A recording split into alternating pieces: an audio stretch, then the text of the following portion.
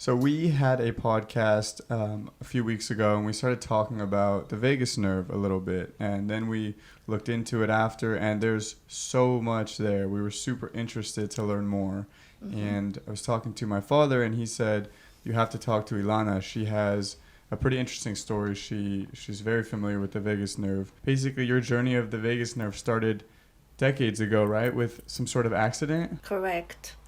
So this is a funny story and sad story, but it's a good story. So it started when I was 19. I was very depressed and did not know what I want to do with my life. And at one day, I was in the Israeli army, and I was feeling I had suicidal thoughts, and I felt very depressed and very unmotivated. I came back to the base. I was in Air Force Base in the south of Israel.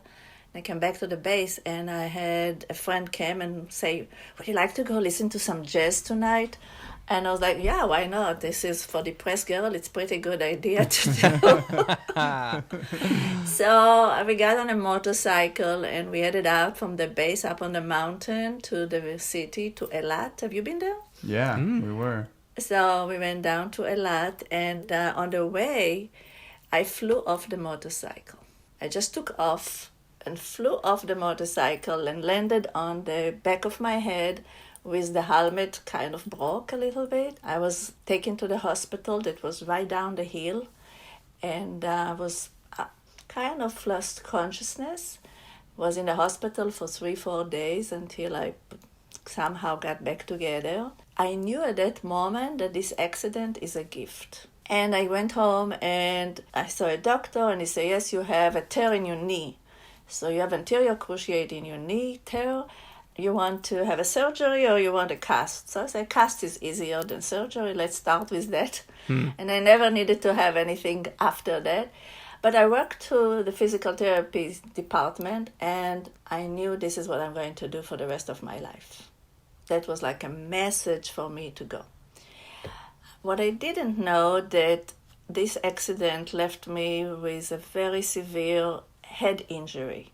My helmet was broken, and I did not know that I have a head injury at the time. And head injury is something you don't see when you can't see it. You just don't have any access to that.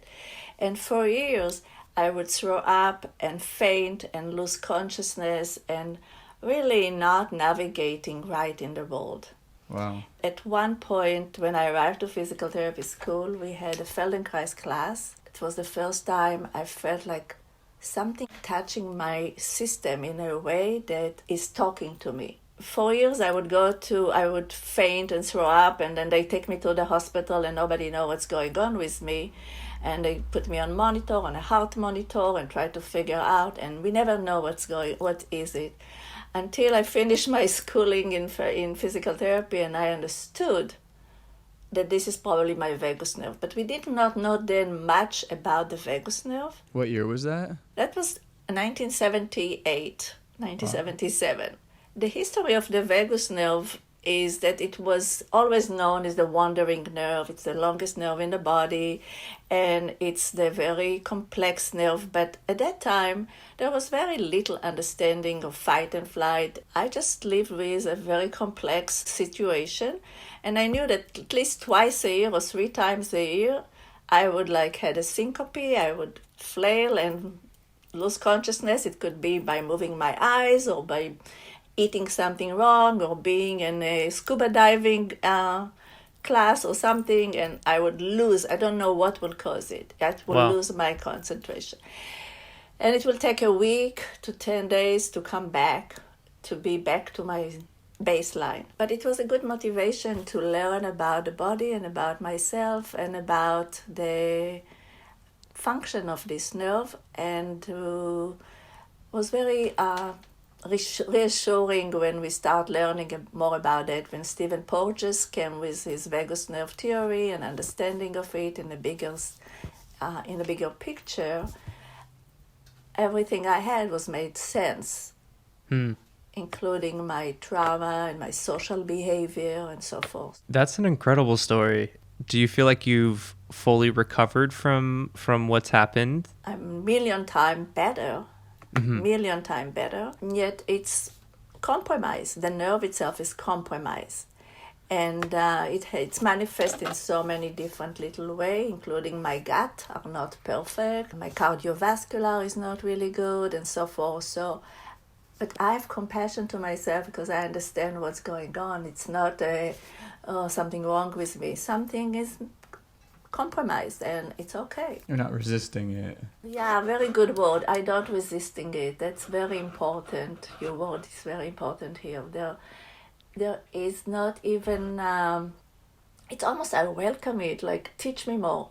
When I used to have those syncope and so forth, my mother said, well, we need to give you medication, we need to do something. And my sister might basically say, no, I want to learn from it. It was a meditation process. Follow it, be with it, allow it, find your breath, and it will be okay. So instead of panicking and controlling it and try not to have it, it was like Listen to it. Yeah, being with it. Right. And be present. You know, I'm a big believer in listening to the signals that your body's sending you. And I think there's a lot, especially kind of this Western approach to medicine, which is we're kind of muting a lot of the signals that, you know, our first response is to use maybe a medication that might turn off those signals or might, you know, we seek to avoid the pain, but in doing that, we kind of miss the message. So it's really impressive that you follow that. Yeah, but you know, I think the story go even further back. It's go when I was 16. When I was 16, I used to have menstrual cycle like every girl, and my menstrual cycle were very, very painful. And to the point I had to take medication not to feel the pain. It was so devastating and painful. So one night I woke up and there was no medicine in the medicine cabinet. So I lie down and I basically say, imagine you took the medicine. And I just allow my body to relax and open. Everything calmed down. And that was the last time I ever took those pain medicine. I feel like I have a pharmaceutical company inside my head.